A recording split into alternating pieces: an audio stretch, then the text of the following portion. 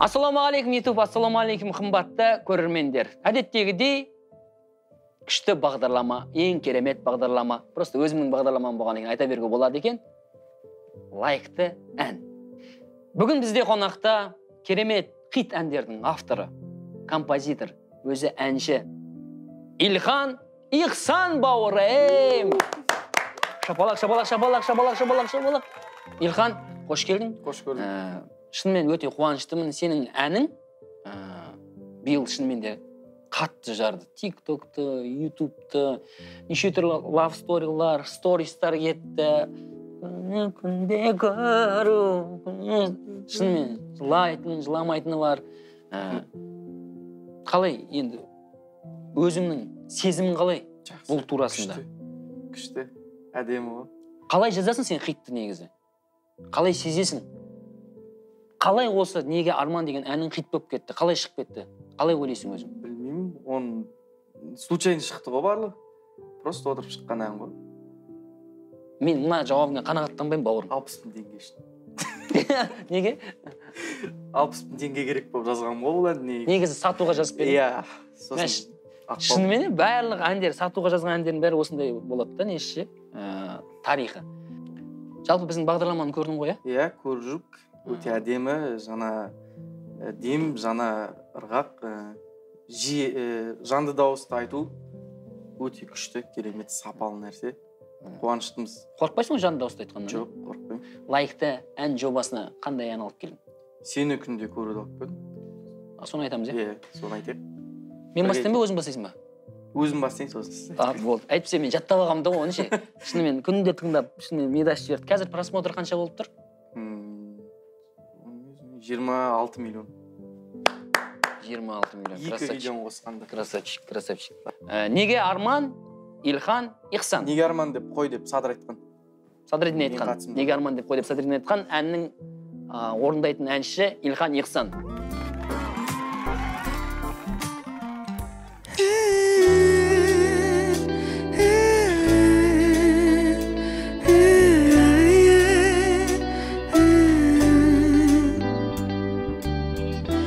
Қасыңа бақыт қонды ма, махаббат гүлі солды ма, қоштасып кеткен ғашықтар түбінде бақытты болды ма? Болды ма? Сені күнде көру, қол ұстасып жүру, неге маған арман? Seni günde görüp kol ıstasıp жүрүп неге маған арман, неге арман? Seni günde görüp kol ıstasıp жүрүп неге маған арман, неге арман?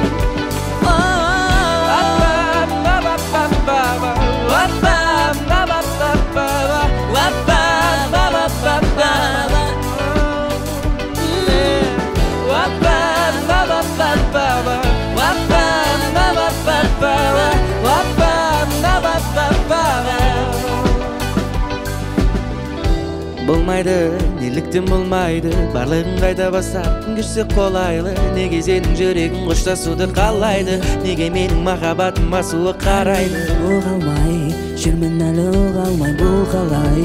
Ашасың сен тыңдамай, жанып барам шыдамай. Сені күнде көру, қол ұстасып жүру, неге маған арман? Айтшы арман. Seni günde görüp kol ıstasıp жүру, неге маған арман, неге арман?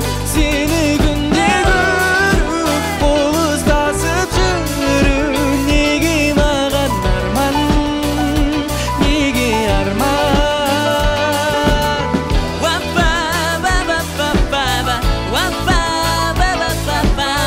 Wappa,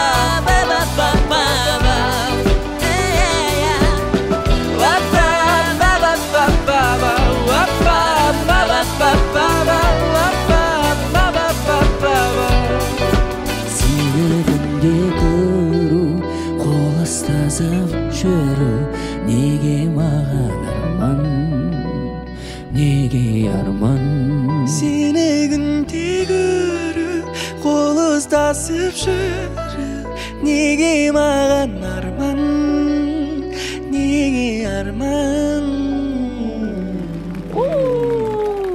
Илхан Ихсан. Ей, красавчик. Қалай, менімен дуэт еткен ұнады ма? Пойдет. Жоқ, ұнамады ма не бауырым? Жоқ, күшті. Осы әнді өзің жаздың. Иә. Сөзін кім жазды? Жоқ, куплеттерін Садыр жазды. Басына бар, Садырден жазды. Содан кейін екінші куплет қайырманы өзім жаздым. Сосын ақындарға сөзін дұрыстатып алдым. Негізі сөзінде әнді өзің жазуға тырысасың. Қайырмасын өзім жазған түгел. Не, в основном сен сатуға жазасың ба, әлде айтуға, өзіңе айтуға жазасың ба? Жо, негізі өзіме жаза беремін да, сөйтіп ұнамағандар. Ұнамағандар. Ән бар ма деген кезде бар. Үш жерде астарын ақтарамыз деп қойсақ. Көп композиторлар ән шығарады да, әдемі ән болса өзіне алып қалады негізі. Былай шынымен де. Бірақ кейбір әндер ол әншіні ашпауы мүмкін, или өзін ашпауы мүмкін да. Соның кейбір әндерін бағын байлап ұстамай ма сөйтіп композиторлар, сен қалай ойлайсың? Мүмкін. Бізде ше, может, мен айтқанда бар, вообще атпайтын. Айтпақшы, бізде ше әннің авторы Илхан Ихсан. Қазір жақсы шығып жатыр. Сөзін жазған Рахымжан Амандай. Сондай нәрсе, сондай нәрсе мен айтсам, может, вообще не істемейтін бе? Болып қалуы мүмкін. Өзің бір әнді, мысалы, біреуге сатып жібересің да, атып кетсе, ішінде андай болып қалмай, ана өзім айта салуым керек еді деген нәрсе болады. Болып жатыр ма? Жоқ, ондай болмайды. Қуанасың ба қайта? Иә, қуанамын ғой, өзімнен шыққан нәрсе болғаннан кейін. Бір әнге қанша адам жұмыс істейсіңдер? Бір әнге... Мен білем, сен өзің мысалға кейде бір барабандарын жазуға көмектесесің, кейде бір гитарасын жазып бересің, мысалға. Қанша адам болып жұмыс істейсіңдер командада, көрермендер білсін? 4-5 адам болып. Мен өзім ән жазып бергеннен кейін ұланға тапсырамын, аранжировщик, саунд продюсер. Содан кейін тағы гитаристер келеді, аналар келеді, мыналар келеді. Сонымен 4-5, максимум 6 адам болып барлығын.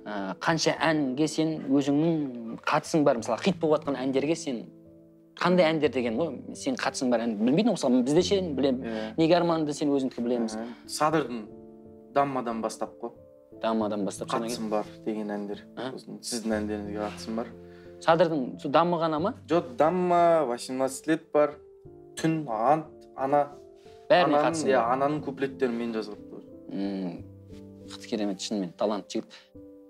Жалпы өзің плейлистінде қандай әндер бар, қандай әндер тыңдайсың? Көп ән тыңдамаймын, бірақ болады сондай уақыт тыңдап кететін. Заман тобының әнін тыңдаймын. Абайлаңыздар дейтін әні бар. Соны жақсы тыңдаймын, жақсы көріп тыңдаймын. Осы айда тыңдаған 3 ән, мықты 3 ән. Сол Заман тобының Абайлаңыздар деген әні, сосын Мейірбек Атабеков ағамыздың Кешкі бішкек деген әні, сосын үшіншісі өзімнің әні, Ұмыту қиын деген ән. Мен өзіңнен өзің тыңдайсың ба? Иә, ол ешқандай жерге еленбей қалды ол ән. Иә, бірақ өзіме қатты ұнайды. Неге арман Ұмыту қиын. Иә, өзіме қатты ұнайды. Қалай еді? Айтып жүрші. Ұмыту қиын сені, жүрегіме дақты қалырдың да қаштың, махаббатқа мүлде сенбеймін. Мен білемін, тыңдағам мен. Өйткені бір студияда істейміз ғой біз Илхан екеуміз. Өзіңе ұнаған ән мысалға да, мынау шығады-ау, мынау тибеді-ау деген ән халыққа ұнамай қалады, теппей қалады ғой. Сол не себепті ұнамайды, не себепті теппейді деп ойлайсың? Қандай догадкаларың, ойларың бар? Бірінші білмеймін, бақ шығар бірінші. Сосын екіншісі кейде ауыр ойлап кетеміз ғой біз. Ауырлатып жібереміз да. Әнді ше ұмыту қиын қатты ауыр сияқты, оны біздің аудитория әлі түсінбейді сияқты деп ойлаймын. Не жағынан ауыр? Сөз жағынан ба, гармония, аранжировка жағынан өте қаттамды. Содан кейін мынандай нәрсеге қалай қарайсың? Мысалға, қазір TikTok-тан хит болып жатыр ғой. Мысалы, мынандай екі жол бар да, бір зорлап хит қылғызатындар бар. Сосын өзіне өзі хит болатындар бар да, мысалға. Зорлап хит қылғызатындарға хит деп есептейсің ба? Қалай сен көз қарасың? Есептеймін, иә. Ол да еңбек қой. Ол да еңбек. Ол да еңбек. Ол тыңдалып жатқаннан кейін, значит, хит қой. Өмірің соңына дейін бір ән тыңдайтын болсаң да, қандай ән тыңдар едің, бірақ менікінен басқа? Түнді тыңдар едім, Садыр. Түн? Өз ойыммен көресіп келем дейтін. Күшті, иә? Маған ұнайды негізі. Соны негізі мен айтайын ба деп ойладым да, одан кейін. Мен айтайыншы. Мен айтайыншы деп ойлағам, соны қойшы дедім ғой десең. Жоқ, үлкен рахмет. Ал екінші ән қандай әнді алып келдің? Әп-әдемі деген ән.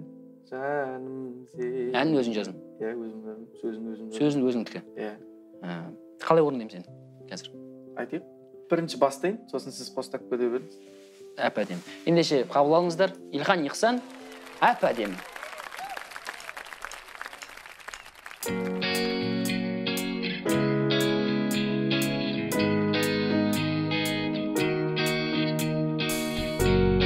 Сендік жүрек көрсінеді, амал бар ма? Жалғыздық мен көрезеді, жалғыз қалғанда. Сенің өміріңде жалын пайда болады жаным, жолығады бағым.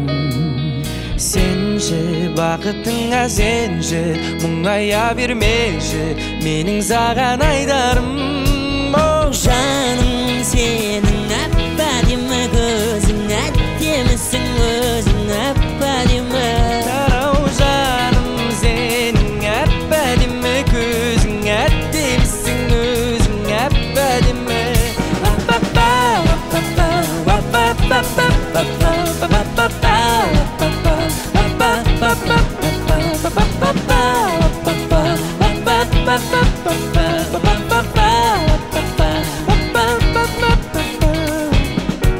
Кім айтты саған өмірде бәрібір орында қалады деп?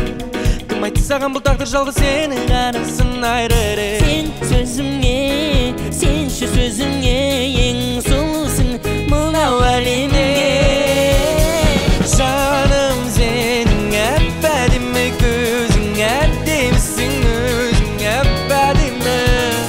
Жаным сенің әп-әдемі көзің, әдемісің өзің әп-әдемі.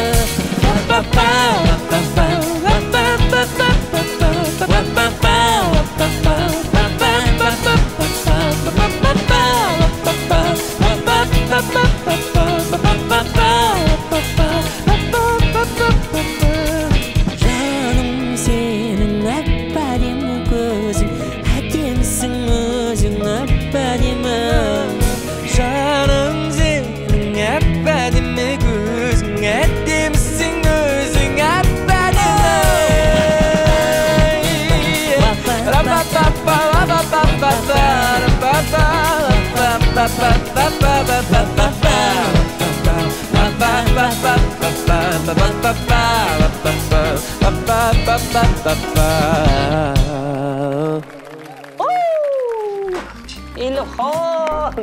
Илхан үлкен рахмет.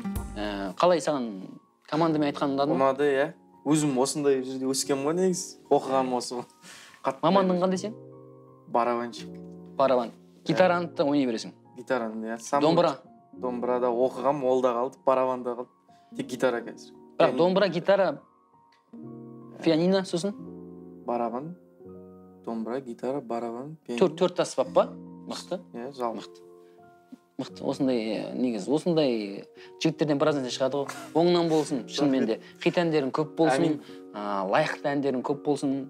Біздің лайықты ән бағдарламасына келгеніңе алғыс білдіреміз. Қымбатты оқырмандар, қымбатты біздің лайықты ән бағдарламасының көрермендері, баршаңызға үлкен алғыс. Достарыңызға айтыңыздар, бізге жазылыңыздар, колокольчикті басып қойыңыздар. Және де қымбатты достарыңызбен бөлісіңіздер. Жақсы күндерде, жақсы кештерде, жақсы бағдарламаларда жолыққанша. Спасибо. Спасибо, thank you very much.